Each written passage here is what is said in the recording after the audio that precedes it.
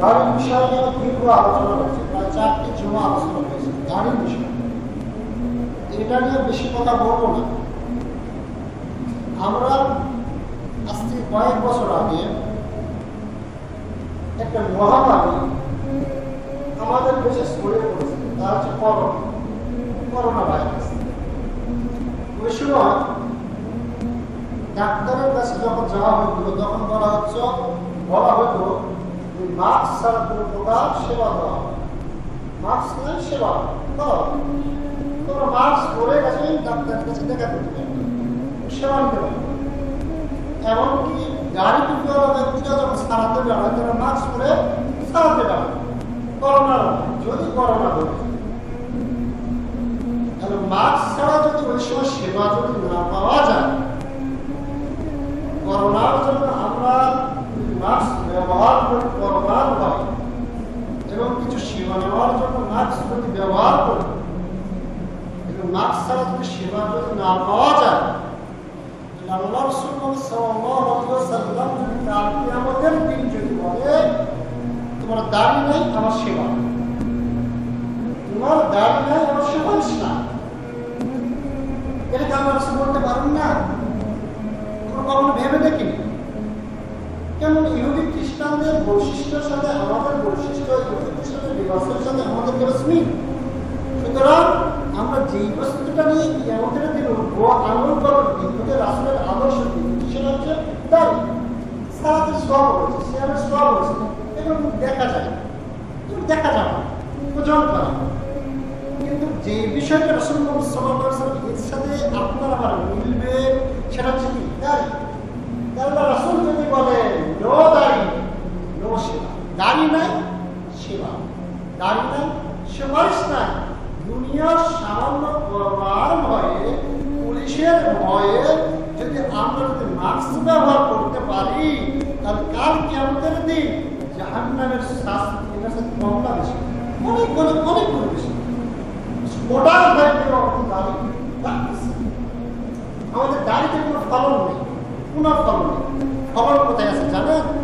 মুছে, আমাদের মুছে বারবার ফলন, দাড়িতে কোনো ফলন, কিন্তু দাড়িতে ফলন নেই।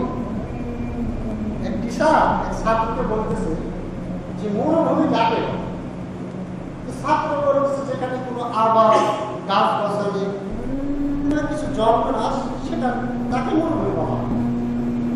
শিক্ষক বলছে মরুভূমি তুমি কি দেখেছো কখনো? ছাত্র বলছে হ্যাঁ আমি মরুভূমি দেখেছি।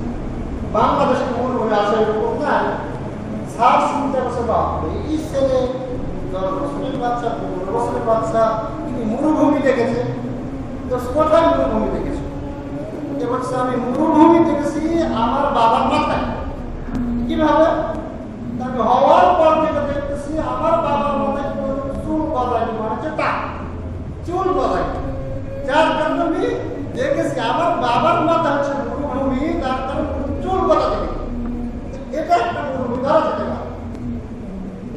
আমাদের যে অবস্থা আমরা দেখতেছি ওই মরুভূমি, সেটা হচ্ছে এমন এক শ্রেণীর ব্যক্তি রয়েছে যারা দাড়িকে উঠতেই দেয়, দাড়িকে একটু উঠবে তার আগেই শাসন দেবে, মানে মরুভূমি।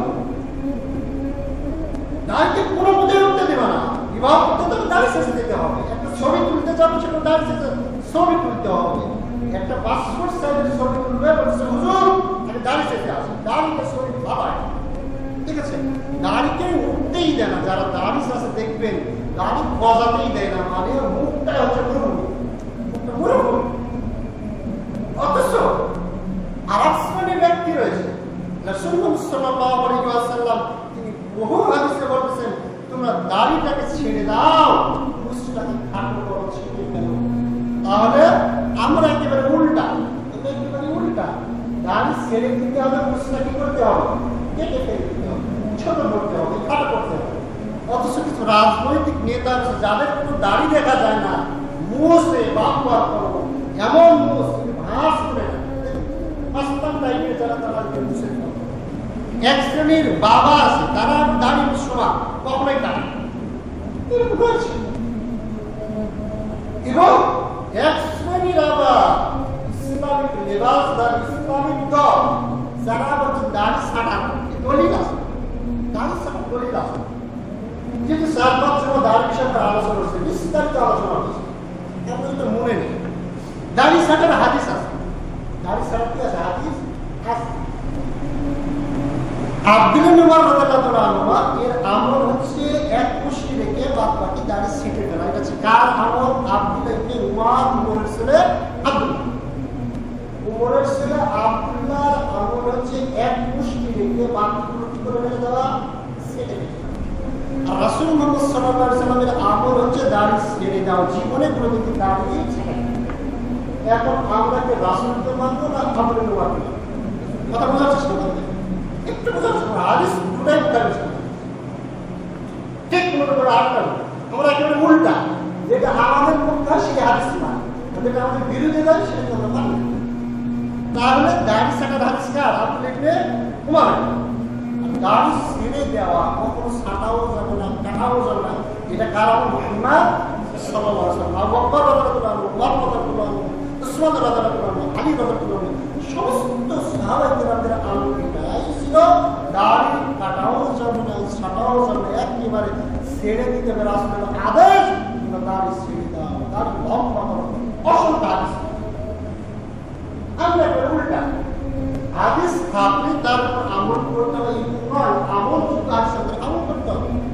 যেমন আরেকটা উদাহরণ, আমরা যেটা ব্যবহার করছি সেগুলো হাদিস। রাসূলুল্লাহ সাল্লাল্লাহু আলাইহি ওয়াসাল্লাম দুইটি পুরাতন কবরের পাশ দিয়ে যাচ্ছে। কয়টি কবর? পাশাপাশি দুইটা কবর। এর পাশ দিয়ে রাসূল সাল্লাল্লাহু আলাইহি ওয়াসাল্লাম আছে, যার সঙ্গে রাসূলুল্লাহ সাল্লাল্লাহু আলাইহি ওয়াসাল্লামকে ওহীর মাধ্যমে জানানো হলো এই দুই কবরে শাস্তি দেওয়া হচ্ছে। তবে বড় পাপের কারণে শাস্তি দেওয়া হচ্ছে না, ছোট পাপের কারণে শাস্তি দেওয়া হচ্ছে। সেটা হচ্ছে এক কবরে শাস্তি দেওয়া হচ্ছে, তিনি সবসময় গীবত করতেন। কি করতেন? গীবত করতেন। মানে নিজেকে নিয়ে ভাবতেন না, পরের চিন্তা করতেন, পরকে নিয়ে ভাবতেন। এত বড় পাপী ব্যক্তি। দুইটি আরেক শ্রেণীর ব্যক্তি রয়েছে, যিনি সদা সর্বদা পেশাব পায়খানা যখন করতেন, পেশাব যখন করতেন, অসতর্কতা গল্প করতে পেশাব করছেন, পেশাবের ছিটা লেগে গেছে, অসতর্কতার সহিত পেশাব করতেন। দুইটা পাপের কারণে তাদের কবরে শাস্তি দেওয়া হয়েছে। রাসূলুল্লাহ সাল্লাল্লাহু আলাইহি ওয়াসাল্লাম একটা খেজুরের ডাল নিয়ে, কিসের ডাল?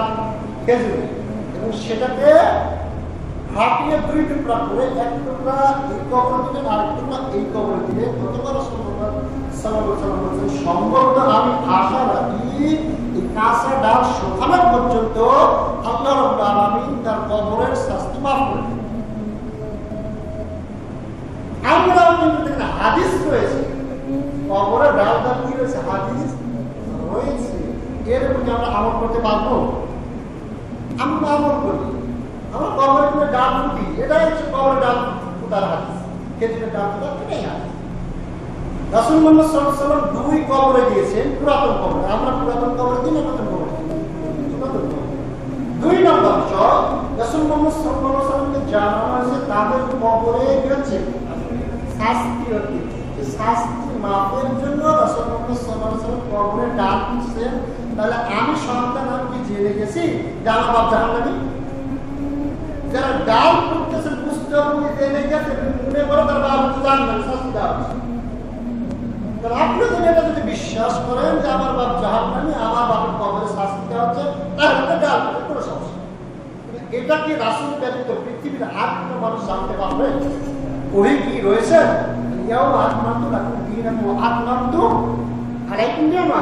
ওই আল্লাহর পক্ষ থেকে নিয়ামত রয়েছে, এই দরকার আল্লাহ পূর্ণ করে দিয়েছে, বন্ধ করে দিয়েছে, কিয়ামত পর্যন্ত আর ওই আছে। এই হাদিসের আমল করে উল্টা ঠিক অনুরূপভাবে দাড়ি ছাটার হাদিস হচ্ছে আব্দুল্লাহ ইবনে উমরের এক শ্রেণীর ইসলামিক দলের লোক দেখবে, তার প্রত্যেক ইসলামিক লেবাস পরেছে, তার প্রত্যেকে এই দাড়ি ছাটা, তার ওই হাদিসের উপরে আমল করে। মুআবিয়া রাদিয়াল্লাহু আনহু ঈদের দিনে মিম্বর নিয়ে আসলেন, আবু সাঈদ খুদরি রাদিয়াল্লাহু আনহু তিনি বললেন, রাসূলুল্লাহ সাল্লাল্লাহু আলাইহি ওয়াসাল্লামের জামানায় খুতবা দিতে মিম্বর নিয়ে আসতেন না, সুতরাং এটা আমি মানি না। ঈদগাহ থেকে চলে গেলেন আবু সাঈদ খুদরি, রাসূল মুআবিয়া রাদিয়াল্লাহু আনহু খলিফা, এখন বলেন মিম্বর নিয়ে আসাকে জায়েজ? ঠিক অনুরূপভাবে মুআবিয়া রাদিয়াল্লাহু আনহু খলিফা থাকা অবস্থায় তিনি ঈদের পূর্বে খুতবা দিতেন। কিসের পূর্বে? ঈদের সালাতের পূর্বে পূর্বে মুআবিয়া রাদিয়াল্লাহু আনহু খুতবা দিতেন, আবু সাঈদ খুদরি রাদিয়াল্লাহু আনহু বলেন যেটা রাসূল মুহাম্মদ সাল্লাল্লাহু আলাইহি ওয়াসাল্লামের জামানায় ছিল না, সেটা কোনো আদর্শ হতে পারে না। এইগুলো যদি চলে যেতে লাগেন, তো মুআবিয়া রাদিয়াল্লাহু আনহু বললেন খুতবার পরে মানুষ পাওয়া হয়, খুতবার পরে কি মানুষ পাওয়া যায় না, যার কারণে ঈদের পূর্বে খুতবা দিই যাতে মানুষ সেটা শ্রবণ করে। এটা ছিল মুআবিয়ার উদ্দেশ্য খারাপ না ভালো? ভালো উদ্দেশ্য। তারপরে তিনি বিরোধিতা করেছেন, মানেননি। এখন আপনি হাদিস রয়েছে, আমল রয়েছে, আমরা কি এই আমল করতে পারবো? ঠিক অনুরূপভাবে দাড়ি ছাটার হাদিস রয়েছে, এই হাদিস রাসূলের নয়, মুআবিয়ার আমল যে আপনি আমরা মানি না, ঈদের সালাতের পূর্বে যে খুতবা দিই না, ঠিক অনুরূপভাবে আব্দুল্লাহ ইবনে ওমর রাদিয়াল্লাহু আনহু এর হাদিস আমরা কখনোই গ্রহণ করব না। সেটা তার ব্যক্তিগত আমল ছিল। সাহাবায়ে কেরামের ব্যক্তিগত আমল আমরা কখনোই গ্রহণ করব না ততক্ষণ পর্যন্ত রাসূল মুহাম্মদ সাল্লাল্লাহু আলাইহি ওয়াসাল্লাম যতক্ষণ পর্যন্ত হাদিস রয়েছে, রাসূল মুহাম্মদ সাল্লাল্লাহু আলাইহি ওয়াসাল্লাম যতক্ষণ আমল রয়েছে, রাসূল মুহাম্মদ সাল্লাল্লাহু আলাইহি ওয়াসাল্লামের হাদিস আমল যতক্ষণ পর্যন্ত থাকবো, ততক্ষণ পর্যন্ত সাহাবী কেন এমনকি নবী রাসূলের আমল, মুসা, ঈসা আলাইহিস সালাম এদের আমল পর্যন্ত মানা যাবে না। সাহাবায়ে কেরামকে কখন মানবো? যখন রাসূল মুহাম্মদ সাল্লাল্লাহু আলাইহি ওয়াসাল্লামের আমল নেই, কিন্তু জনস্বার্থে সাহাবায়ে কেরাম সেই আমলটা প্রতিষ্ঠিত করেছে, এইরকম আমরা আমল মানবো। এই ক্ষেত্রে রাসূল মুহাম্মদ সাল্লাল্লাহু আলাইহি ওয়াসাল্লাম বলেছেন সুন্নতি ওয়া সুন্নাতুল খুলাফায়ে রাশিদিন মাহদিন, আমার সুন্নাতকে আঁকড়ে ধরো। আগে রাসূলের সুন্নাত দেখবেন, সেটাকে আঁকড়ে ধরো। যদি রাসূলের সুন্নাত যদি না পাওয়া যায়, তাহলে হেদায়েত প্রাপ্ত যে চারজন খলিফা রয়েছে, এদের সুন্নাতকে আঁকড়ে ধরো। যদি তোমরা এই কাজ করো, রাসূল বলেছেন তোমরা জীবনে কোনোদিন পথভ্রষ্ট হবে না, কোনোদিন পথভ্রষ্ট হবে। সুতরাং দাড়ি কখন আমরা ছাড়বো না, কোনো মুহূর্তে কোনো কায়দাতে হাদিস থেকে দাড়ি ছাড়া কখনো বৈধ হতে পারে না। সুতরাং এগুলো আমাদের বর্জন করতে হবে। দাড়ি বিষয় পর দীর্ঘ আলোচনা রয়েছে, সময় যদি কখনো হয় আরো দীর্ঘ আলোচনা করবো। সুতরাং আমাদের প্রত্যেক মুসলিমদের উচিত হবে সর্বদা দাড়ি ছেড়ে দেওয়া, মুছটাকে খাটো করা, মুছটাকে ছোট করা, খাটো করা। রাসূল সাল্লাল্লাহু আলাইহি ওয়াসাল্লামের হাদিস দ্বারা প্রমাণিত যে হাদিস সহিহ বুখারী 5893, 5885, সহিহ মুসলিম 260, 261, আবু হুরায়রা 31, এসব অসংখ্য হাদিস রয়েছে। রাসূল সাল্লাল্লাহু আলাইহি ওয়াসাল্লাম বলেছেন তোমরা দাড়ি ছেড়ে দাও, মুছটাকে খাটো করো। তারপরে যে বিষয় সেটা হচ্ছে আমার যে নাকের ভিতরে অনেক বড় বড় লোম হয়, এটা বের হয়ে যায়, যাতে আমাদের খারাপ লাগে। নাকের লোম আমরা পরিষ্কার করব। নাকের যেগুলো লোম বের হয়ে যাচ্ছে, যেগুলো লোমগুলো রয়েছে, এগুলো যথাসাধ্য চেষ্টা করবো আমরা সেগুলো খুলে ফেলা, উপড়ে ফেলা, এগুলো আমরা যে কোনো মূল্যে পরিষ্কার করব। বিশেষ করে রাসূল মুহাম্মদ সাল্লাল্লাহু আলাইহি ওয়াসাল্লামের হাদিস রয়েছে, রাসূল মুহাম্মদ সাল্লাল্লাহু আলাইহি ওয়াসাল্লাম যখন ঘুম থেকে উঠতেন, প্রথম তিনি যে কাজটা করতেন, সে 3 বার 2 হাতের কবজি পর্যন্ত গোল করতেন। কয়বার? 3 বার। তাহলে ঘুমন্ত পরিবেশ ত্যাগ করেন। ঘুম থেকে উঠে আগে ওযু করবেন নাকি হাত ধুবেন? আগে হাত ধুতে হবে। তারপরে 3 বার নাক পরিষ্কার করতে হবে। কয়বার? 3 বার। রাসূল সাল্লাল্লাহু আলাইহি ওয়াসাল্লাম আগে হাত ধুতেন, তারপরে 3 বার নাক পরিষ্কার করতেন, তারপর ওযু করতেন। তাহলে আমাদের সকালবেলার ওযু করবে, আগে হাত ধুতে হবে, তারপর নাক পরিষ্কার করতে হবে, তারপর কি করতে হবে?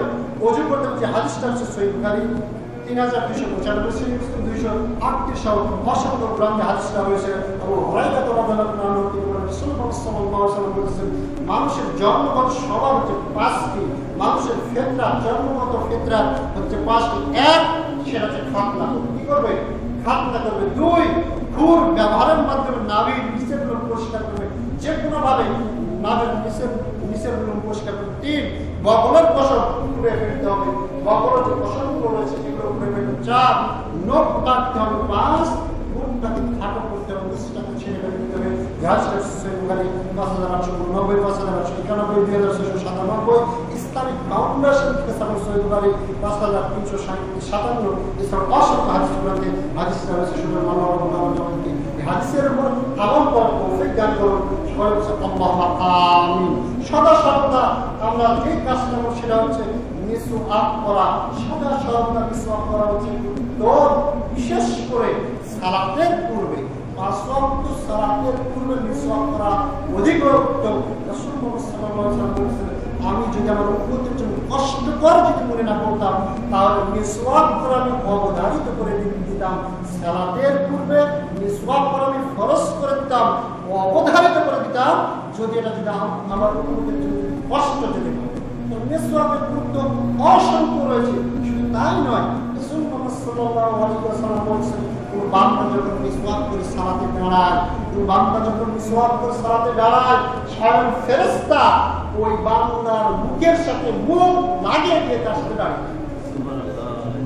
রাসূল মুহাম্মদ সাল্লাল্লাহু আলাইহি ওয়াসাল্লাম বলেছেন, যখন বান্দা আলহামদুলিল্লাহ রাব্বিল আলামিন বলে, তার মধ্যে ক্যান্সার হয়ে তার ফেরেশতার মধ্যে স্বয়ং ফেরেশতার পেটের ভিতরে কিরাত চলে যায়।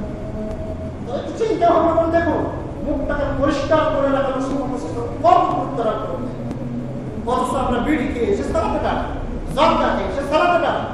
পেঁয়াজ একটা হালাল বস্তু, এটা খেয়ে যদি সালাতে আসতে যদি রাসূল মুহাম্মদ সাল্লাল্লাহু আলাইহি ওয়াসাল্লাম নিষেধ করেন একটা হালাল বস্তু, এটা খেয়ে যদি রাসূল মুহাম্মদ সাল্লাল্লাহু আলাইহি ওয়াসাল্লাম সালাতে আসতে যদি নিষেধ করেন, তাহলে বিড়ি খেতে সালাতে দাঁড়ানো যায়, জার্দা খেতে তো সালাতে দাঁড়ানো যায় নাকি? এটা হালাল। আমরা এইগুলো বর্জন করতে পারি না। এমন এমন ব্যক্তি রয়েছে যার সাথে দাঁড়ানো বমি হয়। অনেক ব্যক্তি রয়েছে কষ্ট দেয়, একদিকে তো বান্দাকে কষ্ট দিয়ে অপরকে ফেসতে হবে। সুতরাং এগুলো অবশ্যই বর্জন করতে হবে। যে কোনো বললেন সালাতের পূর্বে অবশ্যই আপনার আমার উচিত হবে মুখটাকে পরিষ্কার করে দেওয়া। যে হাদিসটা সহিহ বুখারী 887, সহিহ মুসলিম 252, অসংখ্য হাদিস গ্রন্থে হাদিসটা রয়েছে। আরেকটি যে বিষয় সেটা হচ্ছে জিভের যে ময়লা আছে, জিভেতে অনেক ময়লা থাকে, জিভের যে ময়লা আছে, মুখ পরিষ্কার করলেন, দাঁত পরিষ্কার করলেন, জিভের ময়লা পরিষ্কার করলেন না, জিভের ময়লা বমি করার মতো ওয়াক ওয়াক করে আওয়াজ শোনাতে প্রমাণ করতেছে।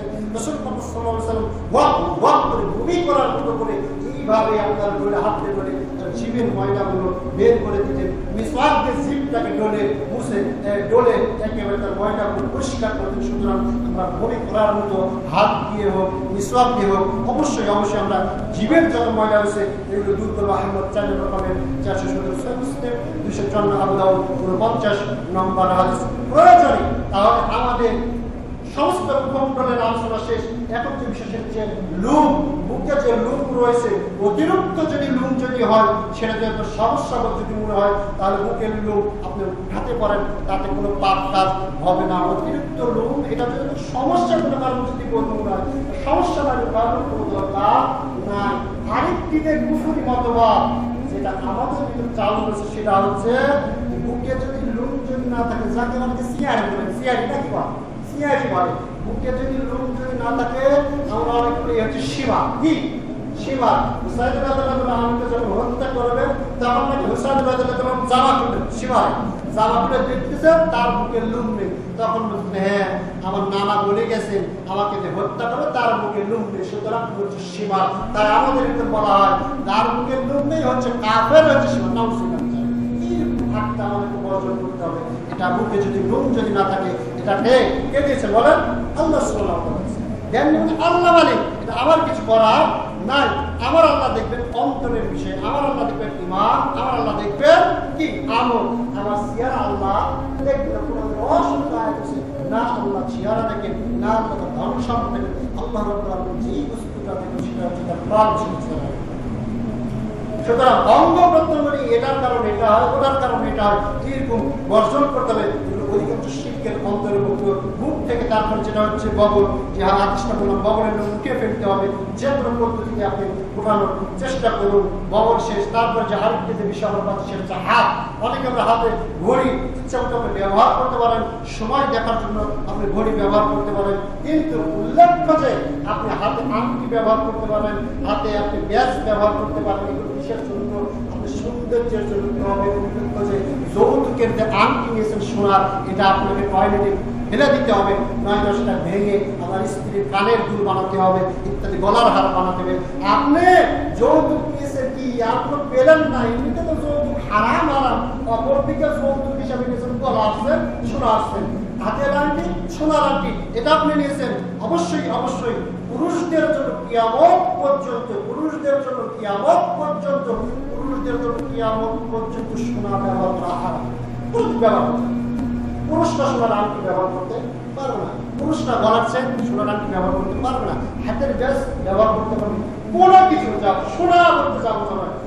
পুরুষদের জন্য সোনার আংটি ব্যবহার করতে পারবে না। ঠিক অনুরূপভাবে পুরুষদের জন্য লোহার আংটিও ব্যবহার করতে পারবে না। সোনা এবং লোহা এটা কিন্তু তারা আংটি ব্যবহার করতে পারবে। কোন কোন আঙ্গুল আংটি? শুধু শাহাদত আঙ্গুল এবং মাধ্যম আঙ্গুল। এই আঙ্গুলের মধ্যে আঙ্গুল কোনটা? এটা না, শাহাদত আঙ্গুল এবং মাধ্যম আঙ্গুল। দুইটা আঙ্গুল ব্যতীত তিনটা আঙ্গুল ব্যবহার করতে হবে। দুই হাতের এই দুইটা আঙ্গুল। আর আমরা অনেকে শাহাদতের আঙ্গুলে দেখবেন, হুজুরের শাহাদতের আঙ্গুলে রাখছে না। রাসূল মুহাম্মদ সাল্লাল্লাহু আলাইহি ওয়াসাল্লাম নিষেধ করেছেন। হাদিস সহিহ মুসলিমের হাদিস 2130, 1305, সহিহ বুখারী, মুসলিম, তিরমিজি, আবু দাউদ, প্রায় হাদিসগুলো রয়েছে। তাহলে পুরুষ সোনার আংটি ব্যবহার করতে পারবে না, লোহার আংটি ব্যবহার করতে পারবে না, শাহাদত আঙ্গুল আংটি ব্যবহার করতে পারবে না। ঠিক অনুরূপভাবে মাধ্যম আঙ্গুল আংটি ব্যবহার করতে পারবে না। আব্দুল্লাহ রাদিয়াল্লাহু আনহু তিনি বলেন, রাসূলুল্লাহ সাল্লাল্লাহু আলাইহি ওয়াসাল্লাম স্বর্ণের একটি আংটি ব্যবহার করলেন। প্রথম দিকে রাসূলুল্লাহ সাল্লাল্লাহু আলাইহি ওয়াসাল্লাম স্বর্ণের একটি আংটি ব্যবহার করলেন। আংটি মোহর হাতের তালুর দিকে ঘুরে রাখতেন। যার মোহর এটা কোন দিকে ঘুরিয়ে রাখতেন? তালুর দিকে। আমরা তালুর দিকে রাখি না, এই দিকে রাখি। মানুষকে তো দেখানো হবে নাকি, দেখাতে হবে। আল্লাহ রাসূল তালুর দিকে ঘুরে রাখতেন। তারপরে তিনি বলতেছেন লোকেরা ওই আংটি ব্যবহার শুরু করতে না। রাসূলের হাতে দেখেছেন, নবীর হাতে দেখেছেন, সুতরাং তারাও ব্যবহার করতে শুরু করলেন। নবী সাল্লাল্লাহু আলাইহি ওয়াসাল্লাম স্বর্ণের আংটি একেবারে ফেলে দিলেন, অথবা রৌপ্যের আংটি ব্যবহার করতে লাগলেন। হাদিস সহিহ বুখারী 5865 থেকে 67 নম্বর হাদিস প্রমাণ করে কোনো ধরনের স্বর্ণের আংটি পুরুষ ব্যবহার করতে পারে না। আরেকটি যে বিষয়, আজ থেকে 3 দিন আগে আমাদের খানতলা বাজারে তিনি আংটি বেচতেছেন। একটা আংটি করলে কোমরের ব্যথা শেষ, একটা আংটি করলে ধনী হওয়া হয়। এই আংটি হকারের আসে না, এক আংটি সব ছেড়ে দেয়, ক্যান্সার পর্যন্ত ছেড়ে দেয় আংটি ব্যবহার করে। 50 টাকা আংটি ব্যবহার করে ক্যান্সার পর্যন্ত ছেড়ে দেয়। আমার নাম হচ্ছে ফুসফুসে ক্যান্সার, আমার নাম ফুসফুসে ক্যান্সার। ডাক্তার জবাব দিয়েছেন যে কি বাঁচানোর সময় না, আল্লাহ যতদিন হায়াত দেবেন ততদিন থাকবে। ওই ব্যক্তি কি বলছেন যে আমার দাম ব্যবহার করে সব ধরনের ক্যান্সার পর্যন্ত ভালো। আমি জানি না, আমার বাবা 50 টাকা আংটি নিয়েছে, নেওয়ার পরে 2 দিন পর আংটিটা ভেঙে গেছে। আমার কাছে এসেছে সুপার মার্কেটে টাকা দেওয়া আছে। তো আমি বলতেছি এই আংটি কি ব্যাপার, এই হাতে আংটি ব্যবহার করা না হবে, আংটি ব্যবহার করছে কি কাজের জন্য বলতেছে না। আংটি আটা দেখে তো এবার বলছি আটা তো দিব, এই আংটি কি জন্য ব্যবহার করছে? তার কোমরে ব্যথা, সে ব্যথা কোমরে ব্যথা। এই আংটি কি করবে? কোমরের ব্যথা ভালো করে দেবে, 2 দিন পরে আর আলো ফিরে আংটি এতই ক্ষমতা যে আংটি পড়তেছে না হাতে, আংটি পড়তেছে না হাতে, আর ব্যথা সারতেছে কোথায়? উল্টা এক লোক ভুসুট খেলো ওর জন্য পায়ে ব্যথা, ভুসুট পেয়েছে কোথায়? পায়ে ব্যথা। কারণ আপনি মলম কি হাতে দিতে পায়ে ব্যথা সারবে? ক্ষতস্থানে মলম না দিতে হাতে দিতে মলম না দিতে পাগল বলবেন না? অবশ্যই পাগল। আরে তোমার পেটে গেছে, হাত মলম ব্যবহার করছে হাতে দিয়ে, তাহলে আপনি কি বলবেন? পাগল বলবেন না? যে আপনার ব্যথা কোমরে যদি ভালোই যদি হতো কোমর ভালো, যদি আমি বলছি তোমার ব্যথা কোমরে হাতে কেন বেঁধে, এই কথাগুলো আমি ছুঁড়ে ফেলে দিলাম। আমাদের ভিতরে এই অসংখ্য ব্যক্তি রয়েছে হাতে আংটি ব্যবহার করছেন, কোমরে ব্যবহার করতেছেন। জি, রোগ ভালো হবে বলে যদি কোনো প্রকার আংটি যদি ব্যবহার করেন, আংটি একমাত্র শুধুমাত্র সৌন্দর্যের জন্য আংটি ব্যবহার করা বৈধ, অন্যথায় রোগ ভালো হবে বলে যদি আংটি যদি ব্যবহার করা হয়, বাচ্চা হয় না এই যদি আংটি যদি ব্যবহার করা হয়, এই ক্ষেত্রে কোনো ক্ষেত্রে যদি এইরকম যদি অবস্থার ক্ষেত্রে যদি আংটি ব্যবহার করা হয়, এটা হচ্ছে শিরক। রাসূল মুহাম্মদ সাল্লাল্লাহু আলাইহি ওয়াসাল্লাম বলেছেন মান তাআল্লাকা তামিমান ফালা শারাকা, যে ব্যক্তি তাবিজ রাখলো, যে ব্যক্তি আংটি ব্যবহার করলো, এইরকম বস্তু যে ব্যক্তি ব্যবহার করলো রোগ ভালো হবে মনে করে, তার সন্তান হবে মনে করে, রাসূল বলেছেন ওই ব্যক্তি শিরক করলো। আর আল্লাহর কোরআন বলেছেন ওয়া মান ইউশরিক বিল্লাহি ফাকাদ হারামাল্লাহু আলাইহিল জান্নাত, কোন ব্যক্তি যদি শিরক করে যদি মারা যায়, কোন ব্যক্তি যদি শিরক অবস্থায় যদি মারা যায়, ওই ব্যক্তির জন্য হারামাল্লাহু আলাইহিল জান্নাত, শুকরের মাংস খাওয়া হারাম, পায়খানা খাওয়া যেই ব্যক্তি বান্দার জন্য হারাম, ঠিক অনুরূপভাবে ওই রকম হারাম হচ্ছে জান্নাত ওই ব্যক্তি যেতে পারে না। ওই ব্যক্তি যদি শিরক করা অবস্থায় মৃত্যুবরণ করে যেতে পারে, এই দিন মুসলমান অনুরোধ করছে আপনি আমি বলতে পারবো না কখন মারা যাবো, এখনো হয়তো মারা যেতে পারে। রাসূল বলেছেন জাবের রাদিয়াল্লাহু আনহু তিনি বলেছেন মান মাতা ইশরিক বিল্লাহি দাখালান নার ওয়া মান মাতা লা ইউশরিকু বিল্লাহি শাইআন দাখালাল জান্নাত। কোনো ব্যক্তি যদি শিরক অবস্থায় মৃত্যুবরণ করে, আংটি হাতে দিয়ে যদি মৃত্যুবরণ করেন, কবরে ইট নূর ব্যবহার করে যদি মৃত্যুবরণ করেন, হাতে ব্যথা হয়েছে লাল সুতা ব্যবহার করে ওই ব্যক্তি যদি মৃত্যুবরণ করেন, শিরক অবস্থায় কোনো ব্যক্তি যদি মৃত্যুবরণ করেন, ওই ব্যক্তি জান্নাতে যাবে, ওই ব্যক্তি জাহান্নামে যাবে, এই জানে সুনিশ্চিত। ওই ব্যক্তির জন্য জান্নাত হারাম। আর কোনো ব্যক্তি যদি শিরক না করে যদি মৃত্যুবরণ করেন, তার পুরো জীবনে শিরক করেনি, কিন্তু সালাত আদায় করেনি, সিয়াম পালন করেনি, কোনো ইবাদত বন্দি ওই ব্যক্তি করেনি, কিন্তু ওই ব্যক্তি শিরক মুক্ত ছিল। রাসূল বলেছেন তার সমস্ত শাস্তি দেওয়ার পর হলেও ওই ব্যক্তিকে একদিন একদিন জান্নাতের মধ্যে প্রবেশ করবেন। লা ইলাহা ইল্লাল্লাহর অর্থই হচ্ছে যাবতীয় শিরক। আমরা মনে করি যে ব্যক্তি একবার লা ইলাহা ইল্লাল্লাহ পাঠ করে ব্যক্তি জান্নাতে যাবেই না, নিচে না, এটা ভুল ব্যাখ্যা। এটা ভুল ব্যাখ্যা।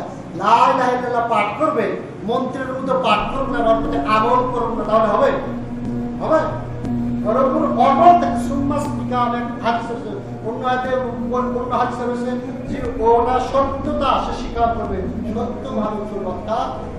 আল্লাহ রাসূল যে হাদিসটা বলছে যে লা ইলাহা ইল্লাল্লাহ পাঠ করবে ওই ব্যক্তি জান্নাতে যাবে, মানে লা ইলাহা ইল্লাল্লাহ, আল্লাহ ছাড়া কোনো ইলাহ নেই, আল্লাহ ছাড়া কোনো মাবুদ নেই, আল্লাহ ছাড়া কোনো সন্তান দেওয়ার মালিক নেই, আল্লাহ ছাড়া কোনো রোগ ভালো করার মালিক নেই, ও সব কিছু তদারকি করতেন আল্লাহ সুবহানাহু ওয়া তাআলা।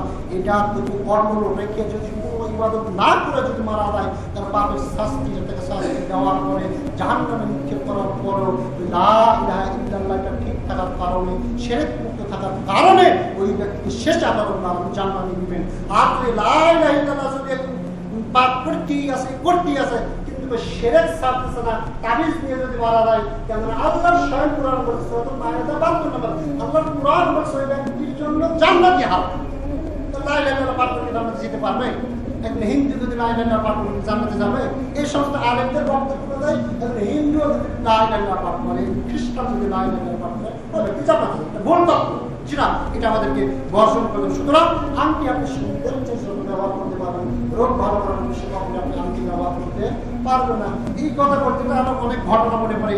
একই শিকড় আলাদা খায়, আবার ওই শিকড় দ্বারা শ্বাসকষ্ট ভালো হবে, আবার ওই একই শিকড় ওই এক মেয়েকে খাচ্ছে, ওই শিকড় দ্বারা বাচ্চা টেনে নিয়ে আসবে। কি বুঝবে?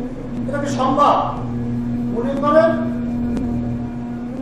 একটা বড়ি ব্যথার বড়ি, এখন ওই ব্যথার বড়ি দেখে সব রোগ সারানো সম্ভব না? শুধু ব্যথা সারানো বলে শুধু ব্যথাই সারানো। একই বড়িতে সব রোগ সারানো যেরকম সম্ভব, একই আকৃতিতে পুরো সব রোগ সারানো মানুষ এতটুকু মাথা রাখবে, একটু বোঝার চেষ্টা করে না।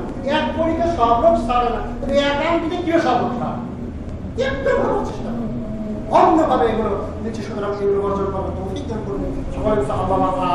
হাতে কোনো প্রকার আংটি, এই দুই আঙ্গুল আংটি ব্যবহার করা যাবে না, পাশাপাশি স্বর্ণের আংটি ব্যবহার করা যাবে না, পাশাপাশি লোহার আংটি ব্যবহার করা যাবে না, এবং শিরক যুক্ত যে ধরনের আংটি রয়েছে এগুলো আংটি ব্যবহার করতে হবে।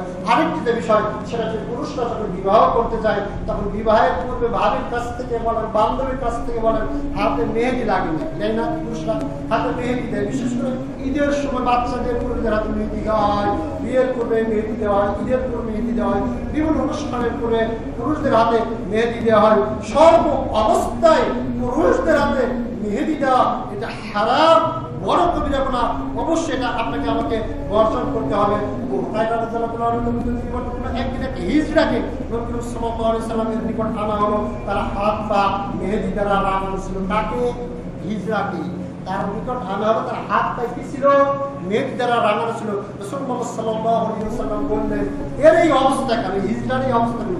হিজড়া বলতে রাসূলুল্লাহ সাল্লাল্লাহু আলাইহি ওয়াসাল্লাম বুঝাতে পুরুষ, পুরুষদেরকে হিজড়া বলা হয়। পুরুষদেরকে কি বলা হয়? হিজড়া বলা হয়। বলা হলো, হে আল্লাহর রাসূল, সে নারীর বেশ ধারণ করেছে, সুতরাং কোনো ব্যক্তি যদি পুরুষ যদি হাতে যদি মেহেদি দেয়, তাহলে কার বেশ ধারণ করেছে? নারী। নারী বেশ ধারণকারী পুরুষ কোথায় যাবে না? হাতগুলো ভুলে গেছে? জান্নাতে যাবে। নারীর বেশ ধারণ করে ওই ব্যক্তি কোথায় যাবে না? জান্নাতে যাবে না। ওই ব্যক্তির জন্য জান্নাত কি? হারাম। হাদিসগুলো গত হয়েছে। রাসূলুল্লাহ সাল্লাল্লাহু আলাইহি ওয়াসাল্লাম তাকে বলেন আল-নাকটি নাম স্থানে তাকে নির্বাসন দেওয়ার নির্দেশ দিলেন। আল-নাকটি নাম স্থানে তাকে একেবারে নির্বাসন দিয়ে দিলেন, সে তার সাথে লেনদেন করতে পারবেন। সাহাবায়ে কেরাম বললেন, ইয়া রাসূল, আমরা কি তাকে হত্যা করবো নাকি? দেখেন পুরুষের নারীর বেশ ধরার কারণে সাহাবী বলছেন, এমন কথা বলছে আল্লাহ রাসূল, আমরা কি তাকে হত্যা করব? তিনি বললেন, সে যদি সালাত আদায়কারী হয় তাহলে আমি তাকে হত্যা করতে নিষেধ করতেছি। তাহলে হাতে মেহেদি দেওয়ার কারণে আল্লাহ রাসূল হিজরাতে পরিণত করলেন এবং তাকে নাক্কি নামক স্থানে নির্বাসিত করলেন এবং সাহাবায়ে কেরাম তাকে হত্যা করতে চাইলেন। রাসূল বললেন, সেই সালাত আদায় যেহেতু করে সুতরাং তাকে হত্যা করো না। ওই ব্যক্তি যদি সালাত আদায় যদি না করতো তাহলে আপনি কি করবেন? হত্যা করবেন। তখন কি ভেবেছেন কত বড় অপরাধ? রাসূল বলতেছেন তাকে নিষেধ করা হয়েছে। আবু উসামা রাহমাতুল্লাহ আলাইহি বলেন, আন-নাফি ওয়াল মদিনার অন্তর্গত একটি জনপদ, এটা বাকি নয় মানে নাকি নামক স্থান। আল্লাহ আপনি হাদিসটা দেখতে পারেন, আপনি আল হাদিস এফ রসে এখান দিয়ে দেখেন 4928 নম্বর দ্বারা বেশ কাছে 10 নম্বর হাদিস মধ্যে হাদিসটা আছে। এই ভাই এই রসুলের অনুরোধ করছে, সব ধরনের পুরুষদের জন্য অনুরোধ করছে, কখনোই আপনি হাত দিয়ে দিবেন না।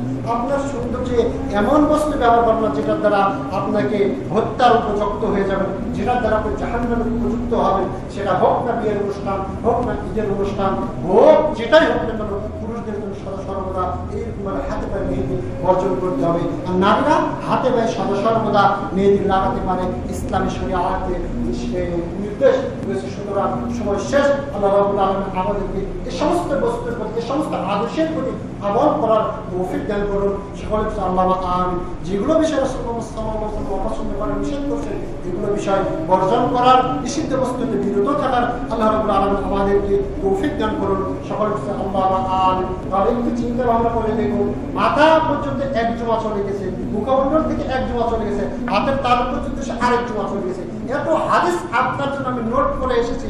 আপনি আসতেন সালাতের 5 মিনিট, আপনি পুরুষ নন, আপনি পুরুষ নন, আপনার কি এগুলো জানা প্রয়োজন ছিল না?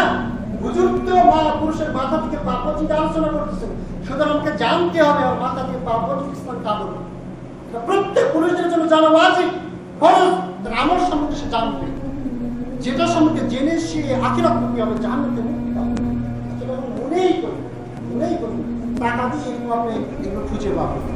ওই 50 লাখ টাকা দিয়ে হুজুর নিয়ে আসবেন ইউসুফ জুলেখার কাহিনী বলতে, তার টাইম শেষ। ইব্রাহিমের কাহিনী বলতে তার টাইম শেষ। আর এক একটা সুরের টান দিলে সুরের টানে আপনি পাপ হয়ে যাবেন। জিকিরের টানে লাফিয়ে সাথে সুতরাং এগুলো আলিমও বর্জন করুন। জ্ঞানী বিষয় যেখানে আলোচনা সেখান থেকে শিক্ষা গ্রহণ করে আমল করার উদ্দেশ্যে আপনি জ্ঞান লাভ করুন। আল্লাহ আমাদেরকে আমল যোগ্য জ্ঞান লাভ করার তৌফিক দান করুন। সকল